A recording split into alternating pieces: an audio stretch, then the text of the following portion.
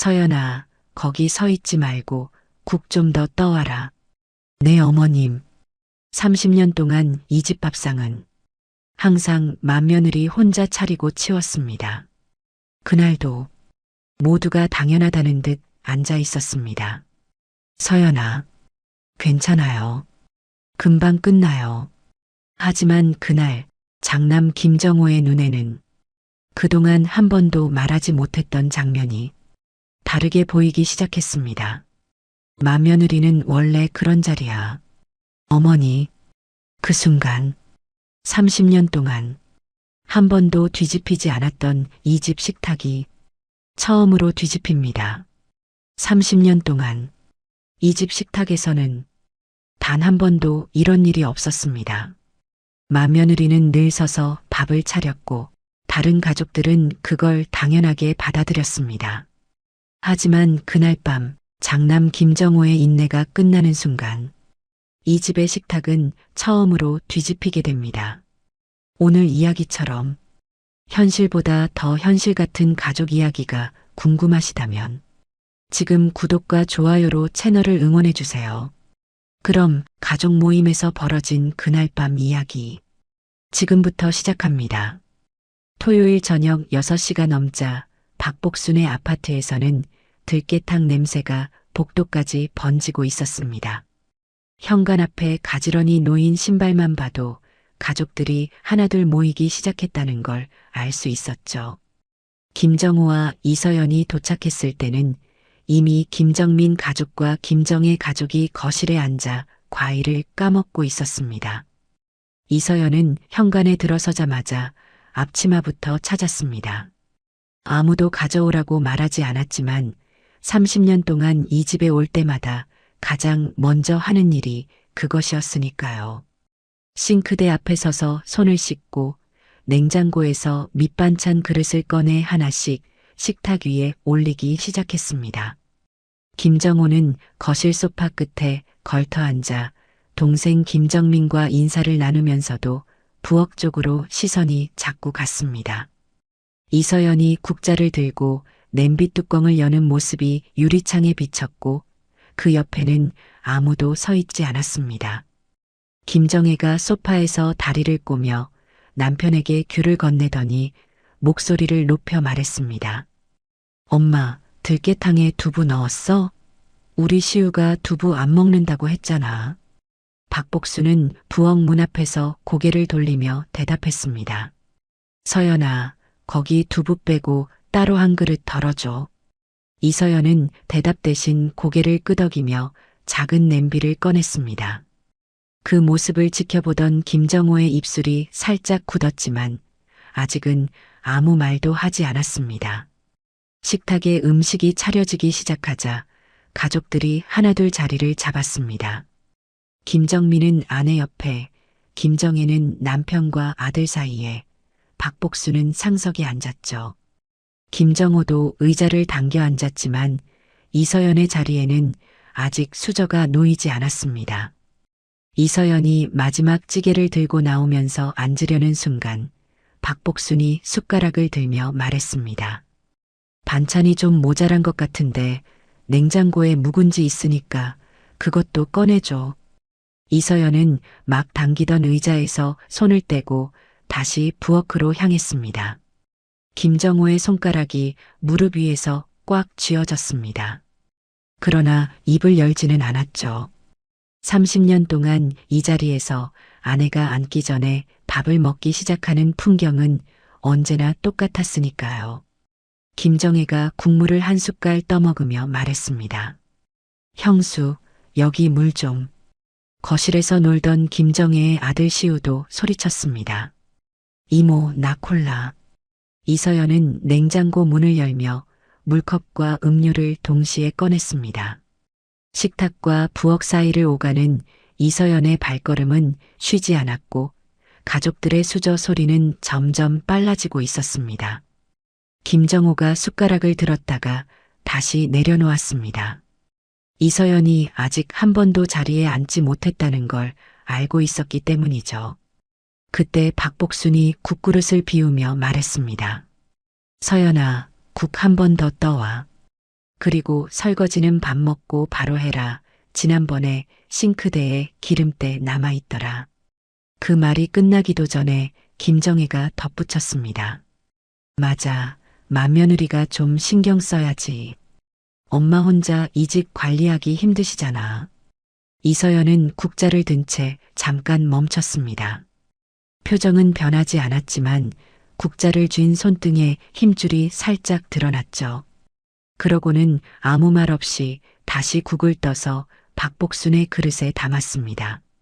30년 동안 이 부엌에서 불평 한마디 하지 않았던 사람이 오늘도 같은 자리에서 같은 일을 반복하고 있었습니다. 김정호는 그 장면을 똑바로 바라보고 있었습니다.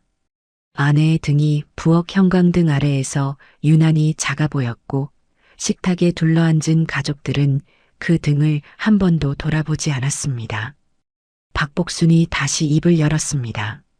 서연아, 먹을 거면 빨리 앉아서 먹어. 맏며느리가 서빙도 제대로 못하면서 늦게 앉으면 보기 안 좋잖아.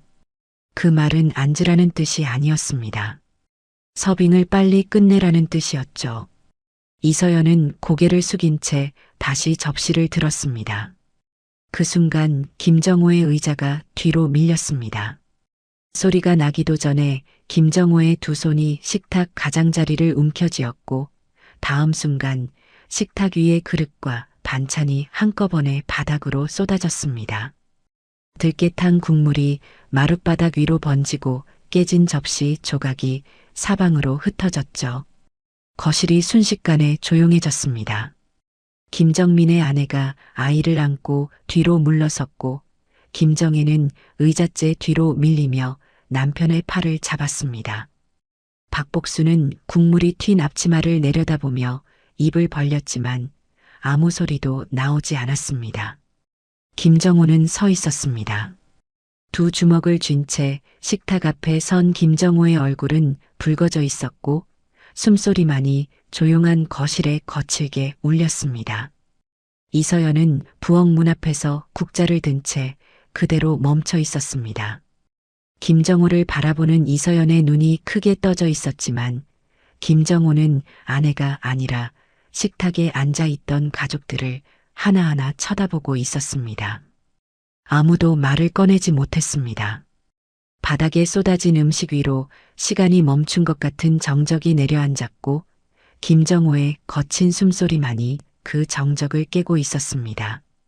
김정호의 숨소리가 조금씩 가라앉았지만 거실의 정적은 풀리지 않았습니다. 바닥에 엎질러진 들깨탕 국물이 천천히 마루 틈새로 스며들고 있었고 깨진 접시, 위로 떨어진 나물 반찬이 축축하게 뭉개져 있었죠. 박복수는 여전히 의자에 앉은 채 앞치마에 국물 자국만 내려다보고 있었고 김정혜는 남편의 팔을 붙잡은 손을 놓지 못하고 있었습니다. 김정호는 두 주먹을 천천히 펴면서 고개를 돌렸고 부엌 문 앞에 서 있는 이서연과 눈이 마주쳤습니다. 이서연의 손에는 아직 국자가 들려 있었습니다. 김정호가 그 국자를 바라보는 순간 30년이라는 시간이 한꺼번에 밀려왔습니다. 26살 결혼식을 올리기도 전에 김정호는 아버지의 건설 자재 가게 빚을 떠안아야 했습니다. 장남이니까요. 아버지 김판석이 허리를 다쳐 가게 문을 닫았을 때 김정민은 대학생이었고 김정혜는 고등학생이었습니다. 누군가는 그 빚을 갚아야 했고 아무도 김정호에게 부탁하지 않았지만 김정호 외에는 선택지가 없었죠. 김정호는 아버지의 거래처를 하나하나 돌며 외상값을 정리했고 남은 자재를 되팔아 빚의 절반을 메웠습니다. 나머지 절반은 결혼 자금으로 모아둔 돈에서 꺼내야 했습니다. 이서영과의 결혼은 그렇게 시작되었습니다. 예식장 대신 작은 웨딩홀을 빌렸고 신혼여행은 가지 못했죠. 이서연은 아무 말도 하지 않았습니다. 결혼 전에 이미 김정호의 사정을 알고 있었고 그걸 이유로 결혼을 미루자는 말을 한 번도 꺼내지 않았으니까요. 대신 이서연이 한 일은 결혼식 다음 날부터 박복순의 부엌에 서는 것이었습니다. 명절이면 새벽 5시에 시댁에 도착해 전을 부치기 시작했고 제사 때는 밤 11시까지 설거지를 했습니다. 박복순은 그때도 같은 말을 했죠. 맏며느리가 당연히 해야 할 일이야. 이서연은 고개를 끄덕였고 김정호는 그 고개 끄덕임이 얼마나 무거운 것인지 알면서도 모른 척해야 했습니다. 김정민이 대학을 졸업하고 취직할 때까지 등록금도 김정호가 됐습니다. 어머니 박복순이 형이 좀 도와줘라라고 말했고 김정호는 그 말에 네라고 대답했죠. 김정희가 결혼할 때 혼수 비용이 부족하다고 했을 때도 박복순은 김정호를 불렀습니다. 내가 장남이잖아. 동생 결혼인데 체면이 있지. 김정호는 그때 막 사업을 시작한 때였고 운영 자금에서 돈을 빼야 했습니다. 이서연은 그 사실을 알고도 아무런 내색을 하지 않았죠. 다만 그달부터 이서연의 점심 도시락 반찬이 2가지에서 1가지로 줄어든 것을 김정호는 나중에야 알게 되었습니다. 세월이 흐르면서 김정민은 대기업의 자리를 잡았고 김정혜는 남편의 사업이 잘 풀려 여유로운 살림을 꾸렸습니다. 하지만 부모님 병원비는 여전히 김정호의 몫이었죠. 박복순이 무릎 수술을 받았을 때 수술비와 재활 치료비를 댄 것도 김정호였고 아버지 김판석이 세상을 떠나기 전 요양원 비용을 낸 것도 김정호였습니다. 김정민은 형이 알아서 하고 있으니까라고 말했고 김정혜는 오빠가 장남이니까 당연한 거 아냐라고 말했습니다. 그 말들이 쌓일 때마다 김정호의 어깨는 조금씩 내려앉았지만 입 밖으로 나온 적은 한 번도 없었습니다. 이서연도 마찬가지였습니다. 시댁 행사가 있을 때마다 음식 준비부터 뒷정리까지 도맡았고 명절이 끝나면 허리가 아파 며칠을 누워야 했지만 그 사실을 시어머니에게 말한 적은 없었죠. 김정혜의 아이 돌잔치 음식도 이서연이 만들었고 김정민의 집들이 상차림도 이서연이 했습니다.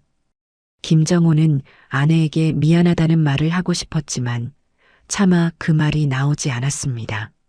미안하다고 말하면 그 순간 자신이 아내에게 짐을 지웠다는 사실을 인정하는 것이 되니까요. 그래서 김정호가 할 수 있는 건 가족 모임이 끝난 뒤 집으로 돌아가는 차 안에서 이서연의 손을 잡아주는 것뿐이었습니다. 이서연은 그 손을 잡으며 매번 같은 말을 했죠. 괜찮아요, 당신. 원래 맏며느리가 하는 일이에요. 그 말이 김정호에게는 가장 아픈 말이었습니다. 괜찮다는 말이 진심이 아니라는 걸 알았기 때문이죠. 하지만 이서연은 단 한 번도 시댁 앞에서 힘들다는 표정을 짓지 않았고 김정호의 체면을 위해 언제나 웃는 얼굴로 부엌에 섰습니다. 그 웃음이 30년 동안 얼마나 무거운 것이었는지 김정호만이 알고 있었습니다. 그래서 오늘 박복순의 그 말이 맏며느리가 서빙부터 해야지라는 그 한마디가 30년치 무게를 한꺼번에 터뜨린 것이었습니다. 김정호는 바닥에 널브러진 그릇들을 내려다보며 숨을 고르고 있었고 이서연은 여전히 부엌 문 앞에 서서 남편의 등을 바라보고 있었습니다. 이서연의 눈가가 붉어지고 있었지만 그건 놀라움 때문이 아니었습니다. 남편이 왜 식탁을 엎었는지 30년을 함께한 이서연만은 말하지 않아도 알고 있었으니까요. 거실에는 여전히 아무도 입을 열지 못하고 있었습니다. 깨진 그릇 사이로 번진 국물이 식어가고 있었고 김정호는 고개를 들어 어머니 박복순을 바라보았습니다. 박복순은 아들의 시선을 피하듯 고개를 돌렸고 그 침묵 속에서 김정호의 입술이 천천히 떨리기 시작했습니다. 박복순이 고개를 돌린 그 순간 침묵을 깨뜨린 건 김정혜였습니다. 김정혜는 남편의 팔을 놓으며 의자에서 일어났고 바닥에 흩어진 반찬 그릇을 내려다보다가 목소리를 높였습니다. 오빠, 지금 이게 뭐 하는 거야? 가족 모임에서 식탁을 엎어? 시우도 보고 있는데 이게 사람이 할 짓이야? 김정혜의 목소리가 거실 전체에 퍼졌고 소파 뒤에 숨어 있던 시우가 엄마 쪽을 돌아보며 움찔했습니다. 김정혜의 남편이 아이를 안아 올려 방으로 데려가려 했지만 김정혜는 그쪽을 보지도 않은 채 김정호를 향해 한 걸음 다가섰습니다. 오빠가 무슨 불만이 있으면 따로 말하면 되잖아. 왜 엄마 앞에서 온 가족이 모인 자리에서 이런 식으로 해? 김정혜의 얼굴이 붉어져 있었고 목소리에는 분노보다 당황한 기색이 더 짙었습니다. 그러더니 시선을 부엌 쪽으로 돌렸죠. 형수도 형수야. 오빠가 이러는 걸 왜 못 말려? 평소에 집에서 얼마나 불만을 쌓았으면 남편이 식탁을 엎겠어. 이서연은 국자를 내려놓으며 입술을 달싹였지만 말이 나오지 않았습니다. 30년 동안 이 집에서 목소리를 높여본 적이 없는 사람이 갑자기 말을 할 수는 없었으니까요. 김정민이 그때 소파에서 천천히 일어났습니다. 김정민은 형보다 6살 어렸고 가족 사이에서 늘 중간자 역할을 자처해 왔죠. 김정민은 바닥에 국물을 피해 형 앞으로 다가서며 낮은 목소리로 말했습니다. 형, 나도 형 마음을 모르는 건 아닌데 이건 좀 지나쳤어. 어머니가 놀라셨잖아. 형수한테 불만이 있을 수도 있고 어머니 말씀이 섭섭할 수도 있지만 이렇게 하면 해결이 돼? 김정민의 말투는 차분했지만 그 안에는 형의 행동이 잘못되었다는 전제가 깔려 있었습니다. 김정호는 동생의 말을 듣고도 바로 대답하지 않았습니다. 대신 깨진 그릇 사이에 뒹구는 숟가락 하나를 내려다보았죠. 그 숟가락은 이서연의 자리에 놓였어야 할 것이었습니다. 김정호가 천천히 고개를 들며 입을 열었습니다. 지나쳤다고? 목소리가 낮았지만 떨리고 있었습니다. 정민아, 너 이 집에서 형수가 밥 앉아서 먹는 거 본 적 있어? 한 번이라도? 김정민이 대답하려다 멈칫했습니다. 김정호는 그 틈을 주지 않았습니다. 명절마다 새벽에 와서 전 부치고 제사 때 밤늦게까지 설거지하고 가족 모임 때마다 혼자 부엌에 서 있는 사람이 서연이야. 30년째. 김정혜가 끼어들었습니다. 그게 뭐 대단한 일이라고 그래. 맏며느리면 당연히 하는 거지. 다른 집도 다 그래. 김정호가 고개를 돌려 동생을 바라보았습니다. 당연하다고? 정혜야, 너 결혼하고 시댁 가서 명절에 몇 시간 일해봤어. 너희 시어머니가 너한테 서빙하라고 시킨 적 있어? 김정혜의 입이 다물렸습니다. 김정혜의 시댁은 명절마다 외식을 했고 집에서 음식을 차리는 일 자체가 없었으니까요. 김정호는 그 침묵을 확인하고 다시 말을 이었습니다.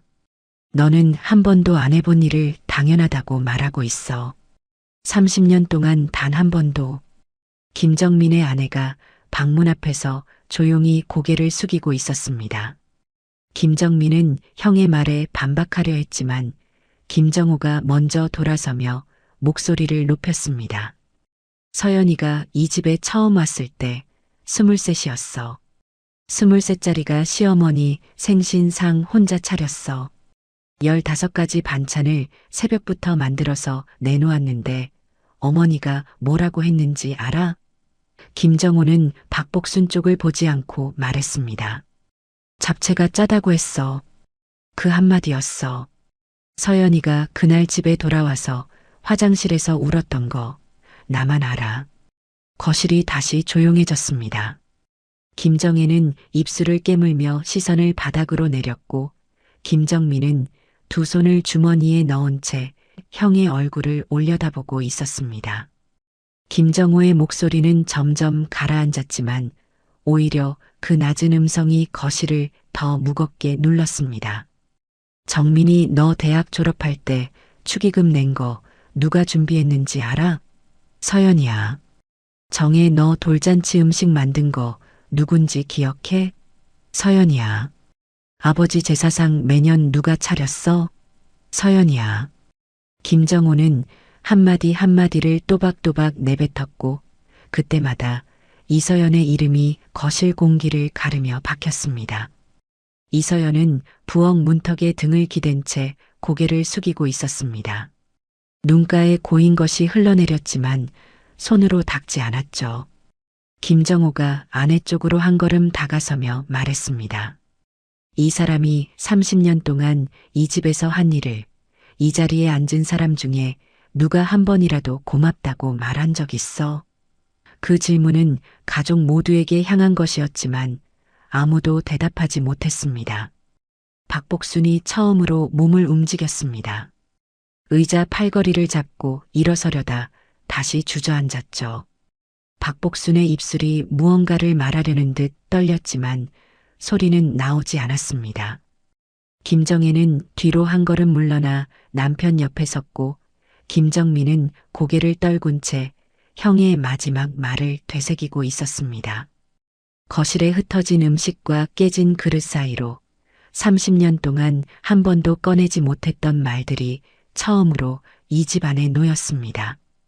그리고 그 말들은 아직 끝나지 않았습니다. 김정민이 고개를 떨군 채 한참을 서 있다가 조심스럽게 입을 열었습니다. 형 말이 맞아. 형수한테 고마운 말을 못한 건 사실이야. 근데 형, 이건 그냥 서운함의 문제잖아. 앞으로 모임 때 다 같이 준비하면 되는 거 아니야? 김정민은 상황을 수습하려는 듯 목소리를 부드럽게 깔았지만 김정호의 표정은 풀리지 않았습니다. 오히려 동생의 말을 듣고 나서 김정호의 눈빛이 더 단단하게 굳었죠. 서운함? 김정호가 되물었습니다. 정민아, 서운함이 아니야. 김정호는 한 발짝 뒤로 물러서며 거실벽에 등을 기댔습니다. 30년 동안 꺼내지 않았던 이야기를 시작하려면 어딘가에 기대지 않고는 서 있을 수 없었던 것처럼요. 아버지 요양원비 누가 냈는지 알아? 김정호의 목소리는 이전보다 훨씬 차분해져 있었지만 그 차분함이 오히려 거실의 공기를 무겁게 짓눌렀습니다. 김정민이 고개를 갸웃했습니다. 그거 삼남매가 나눠서 낸 거 아니야? 어머니가 그렇게 말씀하셨는데. 김정호가 쓸쓸하게 웃었습니다. 웃음이라기보다는 입꼬리가 한쪽으로 올라간 것에 가까웠죠. 삼남매가 나눠서 냈다고? 정민아, 너 아버지 요양원비로 얼마 냈어? 김정민의 입이 멈칫 열렸다가 닫혔습니다. 김정호가 기다리지 않고 말을 이었습니다. 너는 처음 2달 50만 원씩 보내다가 3달째부터 안 보냈어. 바빠서 까먹었다고 했지. 정혜 너는 처음부터 내지 않았고 시집간 딸이 무슨 요양원비를 내냐고 했잖아. 김정혜가 입술을 달싹이며 무언가를 말하려 했지만 김정호가 먼저 손을 들어 제지했습니다. 탓하려고 꺼내는 게 아니야. 김정호의 목소리가 낮게 깔렸습니다. 사실을 말하는 거야. 아버지 요양원비 3년치 전부 내가 냈어. 어머니한테 매달 보낸 생활비도 내가 냈고 이 집 보일러 교체한 거, 화장실 수리한 거, 거실 장판 바꾼 거 전부 내 돈이야. 김정민의 눈이 커졌습니다. 김정혜는 고개를 돌려 박복순을 바라보았죠. 박복순은 의자 팔걸이를 쥔 손에 힘을 주며 시선을 바닥에 고정한 채 아무 말도 하지 않았습니다. 김정민이 한 걸음 다가서며 물었습니다. 형, 진짜야? 어머니, 이거 사실이에요? 박복순의 입술이 떨렸습니다. 부정하고 싶었지만 부정할 수 없는 사실이었으니까요. 박복순이 간신히 입을 열었습니다. 그때 정호가 알아서 하겠다고 했어. 내가 시킨 게 아니라 정호가 먼저 한 거야. 김정호가 어머니의 말을 듣고 천천히 고개를 끄덕였습니다. 맞아요. 제가 먼저 했어요. 장남이니까. 아버지가 편찮으신데 장남이 안 하면 누가 해요? 김정호의 목소리에서 원망은 느껴지지 않았습니다. 다만 그 안에 녹아있는 피로가 30년이라는 시간의 무게가 고스란히 실려 있었죠. 김정혜가 작은 목소리로 물었습니다.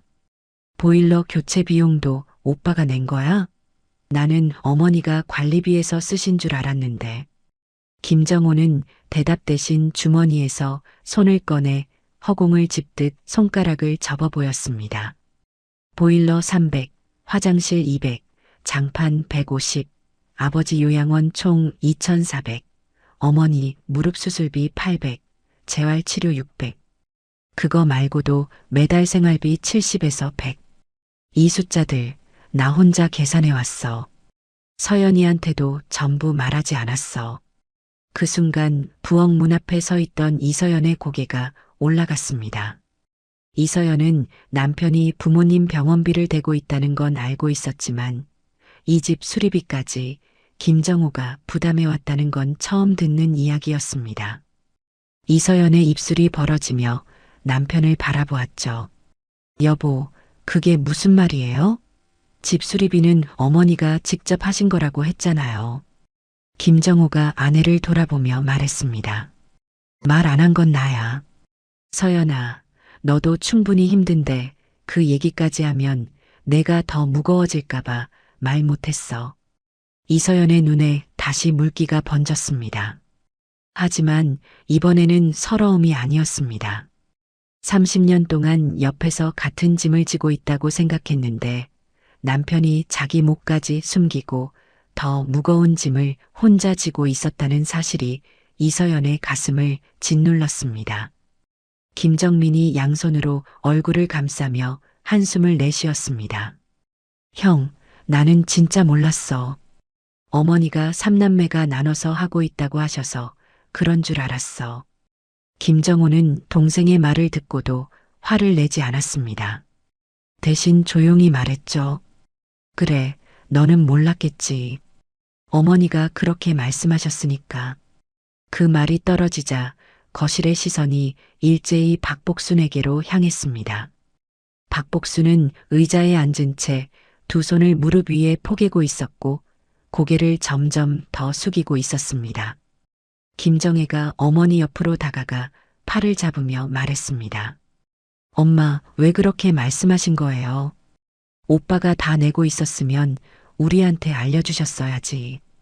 박복순의 입술이 달싹거렸지만 말은 쉽게 나오지 않았습니다. 오랫동안 장남에게 기대는 것을 당연하게 여겨왔던 사람이 그 당연함이 무너지는 순간을 처음으로 마주하고 있었으니까요. 박복순이 간신히 내뱉은 말은 짧았습니다. 정호가 알아서 한다고 했으니까 그런 줄 알았어. 그 한마디가 거실에 떨어졌고 아무도 그 말을 받아주지 않았습니다. 김정호는 어머니의 대답을 듣고 더 이상 말을 이어가지 않았습니다. 이미 꺼낼 것은 꺼냈고 그 이상 어머니를 몰아세울 마음은 없었으니까요. 다만 김정호의 시선이 마지막으로 향한 곳은 다시 이서연이었습니다. 부엌 문틀에 등을 기대고 서 있는 아내의 손이 앞치마 끝을 움켜쥐고 있었고 이서연은 남편이 쏟아낸 숫자들을 하나하나 머릿속에서 되짚고 있었습니다. 그 숫자들 사이에 자신이 모르고 지나친 남편의 밤들이 혼자 계산기를 두드리며 새벽까지 앉아 있었을 남편의 뒷모습이 겹쳐지고 있었습니다. 이서연의 손이 앞치마 끝을 쥔 채 미세하게 떨리고 있었습니다. 남편이 꺼내놓은 숫자들이 아직 거실 공기 속에 남아 있었고 그 숫자들 사이사이에 자신이 몰랐던 시간들이 끼어 있다는 사실이 이서연의 가슴을 계속 짓눌렀죠. 김정호는 이서연의 떨림을 보았지만 다가가지 않았습니다. 지금 이 자리에서 아내를 위로하면 그것으로 끝나버릴 것 같았기 때문입니다. 30년 동안 끝나버리게 놔두었던 것들을 오늘은 끝내지 않을 생각이었습니다. 김정호가 시선을 돌려 엎어진 식탁을 바라보았습니다. 식탁 다리 하나가 비스듬히 기울어져 있었고 그 위에 놓였던 밥그릇 하나가 뒤집힌 채 마루 위에 걸쳐 있었습니다. 김정호는 그 밥그릇을 오래 들여다보았습니다. 뒤집힌 밥그릇 안쪽에 밥알 몇 개가 붙어 있었고 그 밥알들이 식어서 굳어가고 있었죠. 김정호가 천천히 입을 열었습니다. 저 밥그릇 서연이 자리에 놓인 거였어. 아무도 반응하지 않았습니다. 김정호가 고개를 돌려 가족들을 하나하나 바라보며 다시 말했습니다. 이 집에서 서연이가 밥을 제대로 앉아서 먹은 날이 있었냐고. 그 질문은 조용했습니다. 고함도 떨림도 아니었죠. 하지만 그 조용함이 이 거실에서 터져나온 어떤 소리보다도 무거웠습니다. 김정민이 형의 눈을 마주하다가 시선을 내렸고 김정혜는 입술을 깨문 채 바닥에 흩어진 반찬을 바라보았습니다. 박복수는 의자에 앉은 자세 그대로 미동도 하지 않았죠. 김정호는 대답을 기다렸습니다. 30초가 지나고 1분이 지났지만 아무도 입을 열지 못했습니다. 김정호가 한 걸음 뒤로 물러서며 벽에 기댄 등을 세웠습니다. 명절 때마다 이 식탁에 12명이 앉았어. 서연이가 만든 음식을 12명이 먹었지.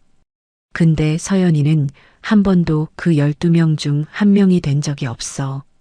김정호의 목소리가 갈라졌지만 멈추지 않았습니다. 음식 내오고 물 따르고 빈 접시 치우고 국 더 끓이고 다 먹을 때쯤 부엌에 들어가서 찬밥에 국물 말아서 혼자 서서 먹었어. 그게 30년이야. 김정호가 손등으로 눈가를 훔쳤습니다. 나는 그걸 알면서도 한 번도 숟가락을 놓지 못했어. 같이 기다려준 적이 없어. 그게 내 잘못이야.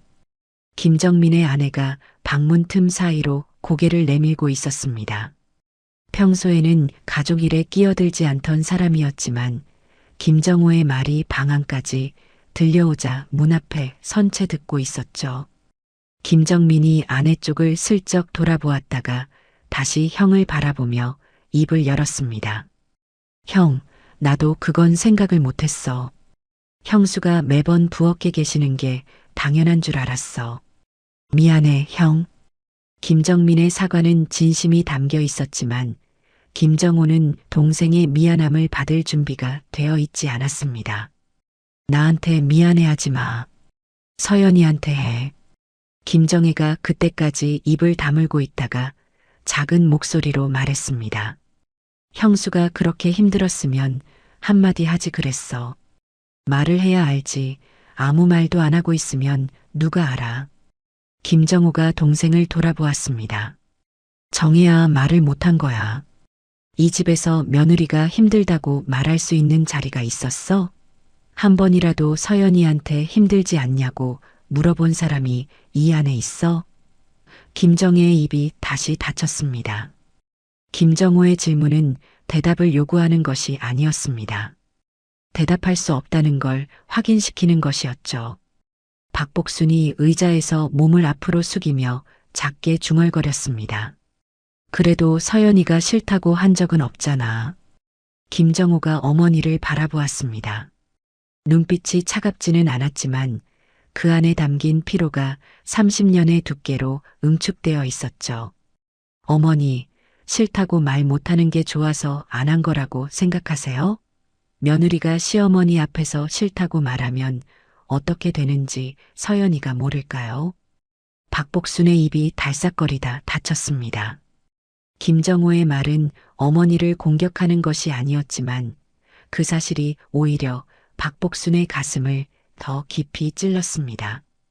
거실에 다시 침묵이 내려앉았습니다. 김정민은 소파 팔걸이에 손을 올린 채 고개를 숙이고 있었고 김정혜는 남편 뒤에 서서 시선을 창밖으로 돌리고 있었죠. 바닥에 쏟아진 음식은 이미 차갑게 식어 있었고 거실 형광등만이 그 위를 무심하게 비추고 있었습니다. 그때 부엌 문 앞에서 소리가 났습니다. 이서연이 국자를 싱크대 위에 내려놓은 소리였죠. 이서연이 천천히 고개를 들었습니다. 30년 동안 이 집에서 고개를 숙이고 있던 사람이 처음으로 시선을 올려 가족들의 얼굴을 하나하나 바라보았습니다. 김정혜의 눈을 보았고, 김정민의 눈을 보았고, 마지막으로 박복순의 눈을 보았습니다. 이서연의 눈가는 붉었지만 눈물은 멈춰 있었습니다. 울음 너머에 있는 어떤 감정이 이서연의 표정을 단단하게 잡고 있었죠. 분노도 서러움도 아닌 그 감정은 30년 동안 바닥에 가라앉아 있다가 오늘 처음으로 수면 위로 올라온 것이었습니다. 김정호가 아내의 시선을 알아챘습니다. 이서연이 고개를 들고 있다는 것, 가족들을 똑바로 바라보고 있다는 것, 그 사실만으로도 김정호의 숨이 잠깐 멈췄습니다. 30년 동안 한 번도 본 적 없는 아내의 모습이었으니까요. 이서연은 아무 말도 하지 않았습니다. 하지만 그 침묵이 이 거실에서 어떤 말보다 또렷하게 울리고 있었습니다.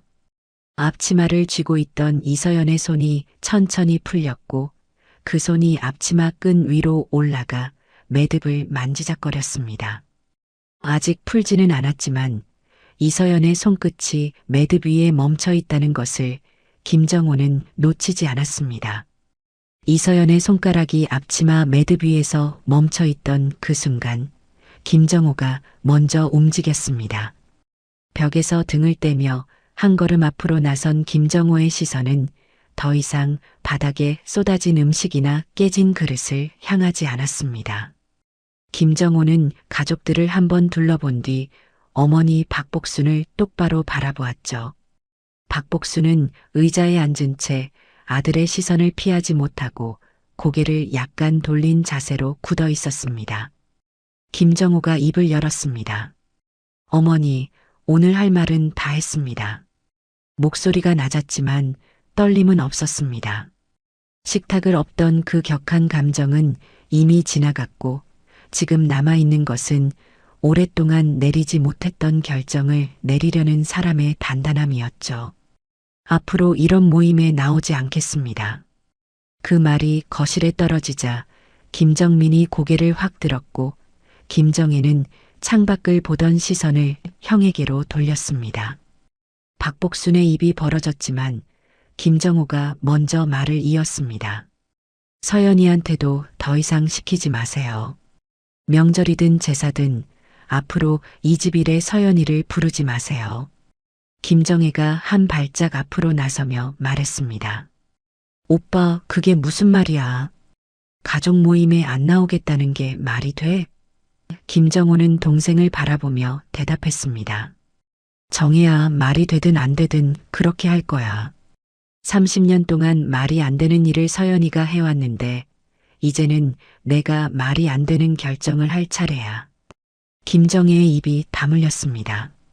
반박하려 했지만 형의 눈빛에서 이 결정이 흥분이나 순간적인 감정에서 나온 것이 아니라는 걸 읽었기 때문이죠. 김정민이 조심스럽게 다가왔습니다. 형, 잠깐만. 지금 감정이 격해져서 그러는 거잖아. 좀 시간을 두고 다시 생각해봐. 가족인데 아예 안 나오겠다는 건 너무 극단적이야. 김정호가 동생을 돌아보았습니다. 정민아, 나 지금 격하지 않아. 오히려 이렇게 차분한 적이 없어. 김정호의 말투는 실제로 평온했습니다. 식탁을 엎었던 사람과 같은 사람이라고는 믿기 어려울 만큼 고요했죠. 30년 동안 생각할 시간은 충분히 있었어. 다만 결정을 못 내리고 있었던 거야. 오늘 내린 거고. 김정호가 시선을 돌려 거실 한쪽에 세워둔 외투를 바라보았습니다. 시댁 행사, 모임, 명절.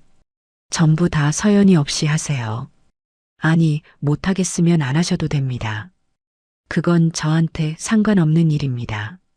그 말을 하면서 김정호의 발이 현관 쪽으로 향했습니다.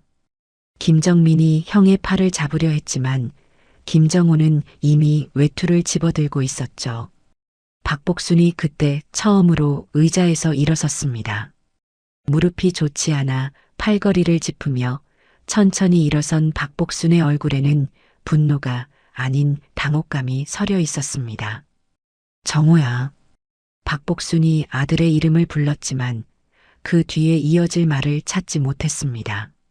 장남이 가족 모임에 안 나오면 어떡하느냐고 말하려 했을지도 모릅니다.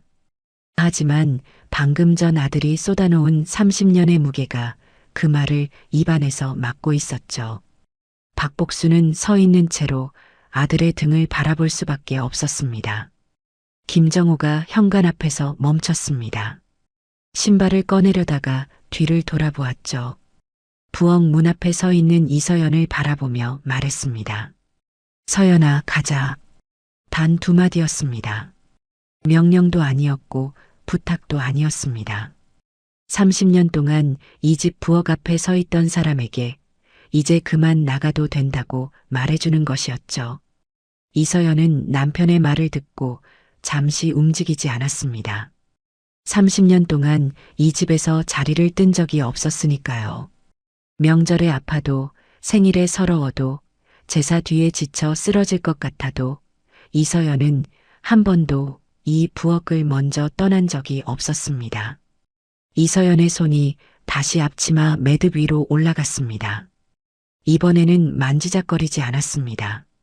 손가락이 매듭을 잡았고 천천히 당겼습니다. 매듭이 풀리면서 앞치마가 이서연의 몸에서 미끄러져 내렸고 이서연은 그 앞치마를 싱크대 위에 올려놓았습니다. 김정희가 입을 열려 했지만 이서연이 먼저 말했습니다. 저도 가겠습니다. 이서연의 목소리는 작았지만 또렷했습니다. 30년 동안 이 집에서 네, 알겠습니다. 준비하겠습니다. 외에 자기 의지를 담은 문장을 말한 적이 없던 사람의 첫 번째 선택이었죠. 남편이 결정한 거 저도 따르겠습니다. 이서연은 그 말을 하면서 박복순을 바라보았습니다. 원망의 눈빛은 아니었습니다. 다만 더 이상 이 자리에서 고개를 숙이지 않겠다는 뜻이 담긴 시선이었죠. 박복순이 한 발짝 앞으로 나오며 말했습니다. 서연아, 너까지 이러면 어떡하니? 이서연은 대답하지 않았습니다. 대신 부엌 문을 나서며 현관 쪽으로 걸어갔죠. 이서연의 발걸음은 느리지 않았습니다. 30년 동안 부엌과 식탁 사이를 오가던 그 발걸음이 오늘은 처음으로 현관을 향하고 있었습니다. 김정호가 아내의 외투를 꺼내 건넸고 이서연은 그 외투를 받아 어깨에 걸쳤습니다. 김정민이 현관 앞까지 따라 나오며 말했습니다. 형수, 잠깐만. 이렇게 가면 안 되잖아. 김정호가 신발을 신으며 돌아보았습니다. 정민아, 오늘 이후에 어떻게 할지는 너희가 정해. 나한테 물어보지 마. 김정호의 말투에는 더 이상의 분노도 슬픔도 남아있지 않았습니다. 결정을 내린 사람의 담담함만이 있었죠. 이서연도 신발을 신고 현관문 앞에 섰습니다. 뒤를 돌아보지 않았습니다. 현관문이 열리고 김정호와 이서연이 나란히 밖으로 나섰습니다. 문이 닫히는 소리가 거실까지 울렸고 그 소리가 사라진 뒤에 남은 건 엎어진 식탁과 깨진 그릇, 그리고 싱크대 위에 접혀놓인 알치마 한 장이었습니다. 박복수는 현관문이 닫힌 쪽을 바라보며 서 있었고 김정혜는 어머니 옆에서 아무 말도 하지 못했습니다. 김정민은 현관 앞에 선 채로 형이 놓고 간 침묵 속에 서 있었죠. 거실 형광등이 바닥에 흩어진 음식 위를 비추고 있었고 그 빛 아래서 아무도 움직이지 않았습니다. 현관문이 닫힌 뒤에도 박복순의 아파트에서는 한참 동안 아무도 움직이지 않았습니다. 김정민이 먼저 바닥에 쏟아진 음식을 치우기 시작했고 김정혜는 깨진 그릇 조각을 쓰레받기에 담으며 한마디도 하지 않았죠. 박복수는 거실 의자에 다시 앉아 싱크대 위에 접혀있는 앞치마를 바라보고 있었습니다. 그날 밤 김정민은 아내에게도 형이 한 말을 전하지 못했고 집으로 돌아가는 차 안에서 내내 핸들만 잡은 채 침묵했습니다. 며칠이 지나도 김정호에게서 연락은 오지 않았습니다. 김정민은 매일 아침 형의 이름이 뜬 메시지 창을 열어보았지만 마지막 대화는 모임 전날 내일 몇 시에 가라는 형의 질문에 6시쯤이라고 답한 것이 전부였죠. 김정민은 먼저 연락하려다가 매번 손가락을 멈췄습니다. 뭐라고 말해야 할지 알 수 없었으니까요. 미안하다고 하기엔 무엇이 미안한지 아직 정리가 되지 않았고 괜찮다고 하기엔 형이 쏟아놓은 숫자들이 머릿속에서 지워지지 않았습니다. 나흘째 되는 수요일 오후 김정민은 퇴근길에 형의 집 앞에 차를 세웠습니다. 계획한 것은 아니었습니다. 회사에서 나와 집으로 향하던 차가 어느 순간 형의 아파트 방향으로 돌아가 있었던 거죠. 주차장에 차를 대고 올려다본 형의 집 창문에 불이 켜져 있었습니다. 김정민은 차에서 내려 현관 비밀번호를 누르려다가 손을 거두고 초인종을 눌렀습니다. 예전 같았으면 비밀번호를 눌러 들어갔겠지만 지금은 그렇게 할 수 없었습니다. 문을 연 건 이서연이었습니다. 이서연은 김정민을 보고 잠깐 멈칫했지만 이내 문을 열며 안으로 들어오라고 했죠. 거실에 김정호가 소파에 앉아 있었습니다. 텔레비전은 꺼져 있었고 탁자 위에 종이 한 장과 계산기가 놓여 있었습니다. 김정호는 동생을 보고도 놀라지 않았습니다. 언젠가는 올 줄 알았다는 듯 고개를 끄덕이며 맞은편 의자를 가리켰죠. 이서연이 물 한 잔을 내오고 부엌으로 들어가려 하자 김정호가 말했습니다. 서연아, 너도 앉아. 이서연은 잠깐 망설이다가 소파 끝에 걸터 앉았습니다. 김정민이 먼저 입을 열었습니다. 형, 그날 이후로 계속 생각했어. 김정호는 대답하지 않고 동생을 바라보았습니다. 김정민이 물컵을 두 손으로 감싸며 말을 이었죠. 형이 말한 거, 요양원비, 수술비, 집 수리비. 나는 진짜 몰랐어. 어머니가 셋이 나눈다고 했을 때 그 말을 그대로 믿었어. 의심을 안 한 게 아니라 의심할 생각 자체를 안 했어. 김정민의 목소리가 낮아졌습니다. 형이 알아서 하고 있으니까 괜찮은 줄 알았어. 아니, 솔직히 말하면 괜찮은지 안 괜찮은지 안 물어본 거야. 내가. 김정호가 탁자 위의 종이를 한번 내려다보았습니다. 거기에는 날짜와 금액이 빼곡하게 적혀 있었죠. 김정호가 그 종이를 접으며 말했습니다. 정민아, 나는 내가 돈을 안 낸 걸 탓하려는 게 아니야. 내가 장남이고 내가 하겠다고 한 거 맞아. 근데 그게 당연한 건 아니잖아. 김정민이 고개를 끄덕였습니다. 알아, 형. 이제는 알아. 그 짧은 대답에 김정호의 어깨가 아주 조금 내려갔습니다. 30년 동안 올라가 있던 어깨가 미세하게 풀린 것이었죠. 김정민이 시선을 이서연 쪽으로 돌렸습니다. 형수, 그동안 미안했어요. 모임 때마다 형수가 부엌에 계시는 걸 보면서도 한 번도 도와드린 적이 없었어요. 당연한 거라고 생각했어요. 근데 당연한 게 아니었죠. 이서연은 잠깐 눈을 내리깔았다가 조용히 말했습니다. 정민 씨, 저는 괜찮아요. 남편이 그날 제 대신 말해줬으니까 그걸로 충분해요. 이서연의 목소리에는 서러움이 아닌 담담함이 묻어 있었고 김정민은 그 담담함이 오히려 가슴에 더 깊이 박혔습니다. 김정민이 물컵을 내려놓으며 형을 바라보았습니다. 형, 내가 어머니한테 이야기할게. 김정호가 눈을 들어 동생을 보았습니다. 뭘? 김정민이 등을 소파에서 떼며 말했습니다. 형이 그동안 한 일, 형수가 그동안 한 일, 어머니가 알고 계신 것도 있겠지만 제대로 듣지 못하신 것도 있을 거야. 그날 형이 식탁을 엎었을 때 어머니가 놀라서 제대로 못 들으셨을 수도 있고 김정호는 동생의 제안에 바로 대답하지 않았습니다. 잠시 생각하더니 낮은 목소리로 말했죠. 내가 알아서 해. 나는 더 이상 어머니한테 할 말이 없어. 김정민이 고개를 끄덕이며 자리에서 일어났습니다. 현관으로 향하다가 멈추며 돌아보았죠. 형, 나 어머니 댁에 가서 이야기하고 올게. 정혜한테도 연락할 거야. 김정호는 소파에 앉은 채 고개만 돌려 동생을 보았습니다. 대답은 하지 않았지만 동생이 그렇게 하겠다는 것을 막지도 않았죠. 김정민이 현관문을 나서며 신발을 신는 동안 이서연이 자리에서 일어나 물컵을 치우려 했습니다. 김정호가 손을 뻗어 이서연의 팔을 가볍게 잡았습니다. 두고 가, 내가 치울게. 이서연은 잠깐 남편의 손을 내려다보다가 다시 소파에 앉았습니다. 현관문이 닫히고 김정민은 어머니 집으로 향했습니다. 차 안에서 형이 했던 말들을 하나하나 되짚었죠. 요양원비 3년치, 수술비, 재활비, 매달 생활비, 집 수리비.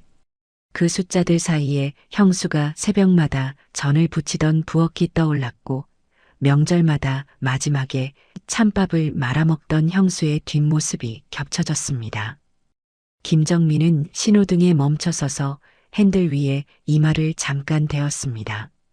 자신이 몰랐던 게 아니라 보지 않으려 했던 것일 수도 있다는 생각이 들었기 때문이죠. 박복순의 아파트에 도착했을 때 현관불은 꺼져 있었습니다. 초인종을 누르자 한참 뒤에야 문이 열렸고 박복순은 잠옷 차림으로 아들을 바라보았습니다. 정민이 너 이 시간에 웬일이니? 김정민은 어머니의 얼굴을 보았습니다. 나흘 사이에 눈밑이 움푹 들어가 있었고 입술 끝이 아래로 처져 있었죠. 김정민은 신발을 벗으며 말했습니다. 어머니, 할 말이 있어서 왔어요. 형 이야기예요. 그날 밤 김정민이 어머니에게 무슨 이야기를 했는지 김정호는 묻지 않았습니다. 김정민도 따로 전하지 않았죠. 다만 그 이후로 박복순에게서 가족 모임 연락이 오지 않았고 김정호와 이서연의 주말은 처음으로 조용해졌습니다. 명절이 다가와도 이서연의 새벽 알람이 울리지 않았고 전을 부칠 기름 냄새 대신 두 사람이 나란히 앉아 마시는 커피 향이 아침을 채웠죠. 이서연은 그 조용함이 어색했지만 김정호는 아내가 그 어색함에 익숙해질 때까지 기다릴 생각이었습니다. 석 달이 흘렀습니다. 어느 토요일 오후 김정민에게서 전화가 왔습니다. 김정호가 받자 동생의 목소리가 들렸죠. 형, 어머니가 다음 주 토요일에 집에 오래. 가족 모임이야. 김정호는 잠깐 침묵했습니다.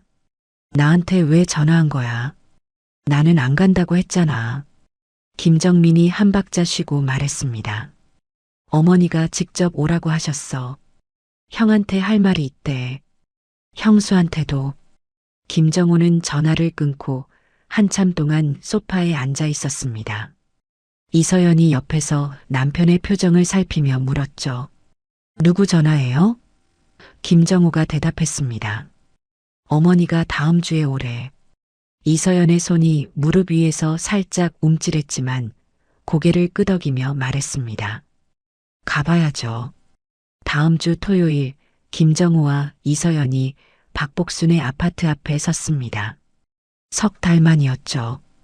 현관 앞에 놓인 신발들을 보니 김정민 가족과 김정의 가족이 먼저 와 있었습니다. 김정호가 초인종을 누르자 문을 연 건 김정민이었습니다. 김정민은 형을 보며 살짝 고개를 끄덕였고 이서연에게도 가벼운 눈인사를 건넸죠. 현관을 지나 거실로 들어선 순간 이서연의 발걸음이 멈췄습니다. 식탁 위에 음식이 차려져 있었습니다. 들깨탕, 잡채, 나물 3가지, 김치전, 밥과 국. 석 달 전 엎어진 그 식탁 위에 다시 밥상이 올라와 있었죠. 하지만 이서연이 멈춘 이유는 음식 때문이 아니었습니다. 부엌에 박복순이 서 있었기 때문입니다.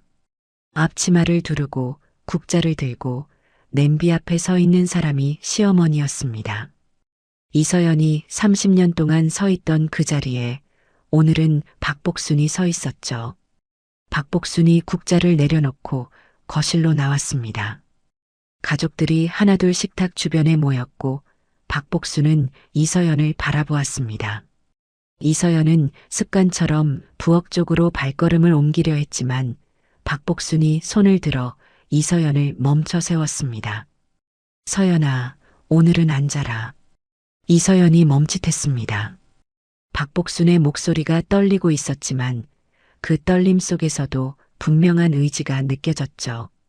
박복순이 식탁 앞에 서서 가족들을 둘러보았습니다. 김정민과 그 아내, 김정혜와 남편, 그리고 김정호. 마지막으로 시선이 이서연에게 멈췄습니다. 박복순의 입술이 달싹거렸고 한참 만에 말이 나왔습니다. 오늘은 서연이 앉아서 먹어라. 그 한마디가 나오기까지 박복순의 목 안에서 무언가가 넘어오는 것 같았습니다. 30년 동안 당연하다고 여겼던 것들이 당연하지 않았다는 사실을 인정하는데 석 달이 걸렸고 그 석 달 동안 박복순은 혼자 부엌에 서서 밥을 차려본 적이 없는 자신을 마주해야 했으니까요. 박복순이 말을 이었습니다. 그동안 우리 집 밥상은 서연이가 차려준 거였다. 거실이 조용해졌습니다. 김정혜가 고개를 숙였고 김정민은 형 쪽을 슬쩍 바라보았죠. 박복순의 눈가에 물기가 맺혔지만 박복순은 닦지 않았습니다. 명절마다, 제사마다, 모임마다 서연이가 새벽부터 와서 다 했어. 나는 그게 맏며느리 할 일이라고 생각했는데 박복순의 목소리가 갈라졌습니다. 그게 아니었어. 서연이가 해준 거였어. 서연이가 안 했으면 이 집 밥상은 한 번도 차려진 적이 없었어. 이서연의 눈에서 눈물이 흘렀습니다. 소리 없이 한 줄기가 볼을 타고 내려왔죠. 30년 동안 이 집에서 듣지 못했던 말이었습니다. 고맙다는 말도 수고했다는 말도 아닌 서연이가 했다는 인정. 그 인정이 이서연의 30년을 처음으로 제자리에 놓아주었습니다. 이서연은 눈물을 손등으로 훔치며 고개를 끄덕였지만 말은 하지 못했습니다. 말이 필요하지 않았으니까요. 김정호는 서 있었습니다. 아내의 눈물을 보았고 어머니의 떨리는 목소리를 들었습니다. 김정호의 입술이 떨렸지만 아무 말도 하지 않았죠. 대신 이서연의 옆에 놓인 의자를 당겨 아내의 등에 손을 가볍게 얹으며 말했습니다. 서연아, 앉아. 이서연이 의자에 앉았습니다. 30년 만에 처음으로 음식을 나르지 않고 접시를 치우지 않고 부엌과 식탁 사이를 오가지 않고 가족들과 같은 식탁에 앉았습니다. 김정호가 아내 옆에 조용히 자리를 잡았고 이서연의 앞에 밥그릇과 수저가 놓였습니다. 박복순이 부엌으로 돌아가 국냄비를 들고 나왔습니다. 가족들의 그릇에 하나하나 국을 떠주었죠. 이서연의 그릇에도 국을 담았습니다. 박복순의 손이 떨려서 국물이 조금 흘렀지만 아무도 그 떨림을 지적하지 않았습니다. 김정혜가 자리에서 일어나 냅킨을 가져다 흘린 국물을 닦았고 김정민의 아내가 반찬 접시를 식탁 가운데로 밀어주었습니다. 작은 움직임들이었지만 30년 동안 이 식탁에서 한 번도 일어나지 않았던 일들이었죠. 김정호가 숟가락을 들었습니다. 이서연도 숟가락을 들었습니다. 박복순이 마지막으로 자리에 앉으며 식탁을 둘러보았죠. 6개의 밥그릇 앞에 6명이 앉아 있었고 부엌에 혼자 서 있는 사람은 아무도 없었습니다. 박복순이 숟가락을 들며 낮게 말했습니다. 먹자. 그 한마디에 수저 소리가 시작되었고 들깨탕에서 올라오는 김이 6사람의 얼굴 위로 퍼졌습니다. 이서연은 국을 한 숟갈 떠 입에 넣었습니다. 시어머니가 끓인 국이었죠. 간이 조금 짰지만 이서연은 물을 찾지 않았습니다. 그 국의 맛이 어떠하든 30년 만에 처음으로 누군가가 자신을 위해 끓여준 국이었으니까요. 김정호가 옆에서 조용히 밥을 먹으며 아내의 손등을 한번 가볍게 두드렸습니다. 이서연은 고개를 돌려 남편을 바라보았고 김정호는 아무 말 없이 웃었습니다. 식탁 위에 더 이상 치워야 할 접시도 나르라는 지시도 혼자 서 있어야 할 자리도 없었습니다. 그 집의 식탁은 그날 처음으로 모두가 같은 자리에 앉아 같은 밥을 먹는 자리가 되었습니다. 그날 이후 그 집의 식탁은 조금 달라졌습니다. 누군가는 처음으로 자리에 앉아 밥을 먹었고 누군가는 처음으로 미안하다는 말을 배웠습니다. 오랫동안 당연하게 여겨졌던 것들이 사실은 누군가의 희생 위에 놓여 있었다는 것을 그제야 모두가 알게 되었기 때문입니다. 오늘 이야기가 마음에 남으셨다면 주변 가족들에게도 한번 떠올려 보셨으면 합니다. 끝까지 시청해 주셔서 감사합니다.